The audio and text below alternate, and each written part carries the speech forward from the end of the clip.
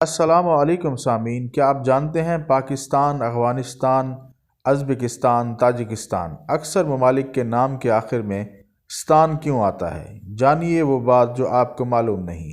کیا آپ جانتے ہیں کہ کئی ممالک کے نام کے آخر میں ستان یا لینڈ کیوں آتا ہے؟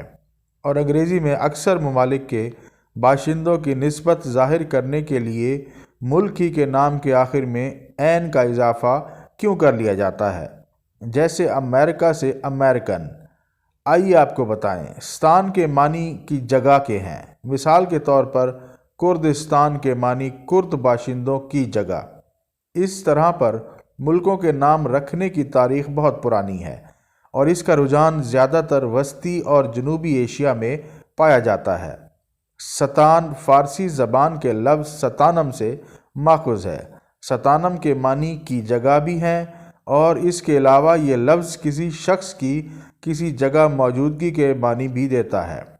اس طرح لینڈ کے معنی بھی بالکل ستان ہی کے ہیں، اور بیشتر مغربی و دیگر خطوں کے ممالک کے ناموں کے آخر میں لینڈ آتا ہے۔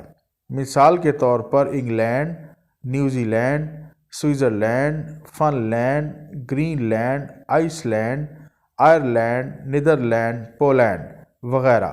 اس طرح این کے اضافے کے پیچھے یہ کہانی ہے کہ قدیم زمانوں میں لاطینی زبان میں رومیوں کو روم سے نسبت دینے کے لیے روم کے آخر میں ای کی جگہ انس لگانا شروع کیا گیا، یعنی رومیوں کو رومنس کہا گیا، جو بعد میں قدرے سلیس ہو کر رومنس بن گیا، اور یہی اسلوب بیشتر مغربی زبانوں نے اپنا لیا۔ پاکستان اور دنیا بھر سے دلچسپ واقعات اور معلومات جاننے کے لیے ہمارے چینل اردو انفارمیشن کو سبسکرائب کریں۔ شکریہ۔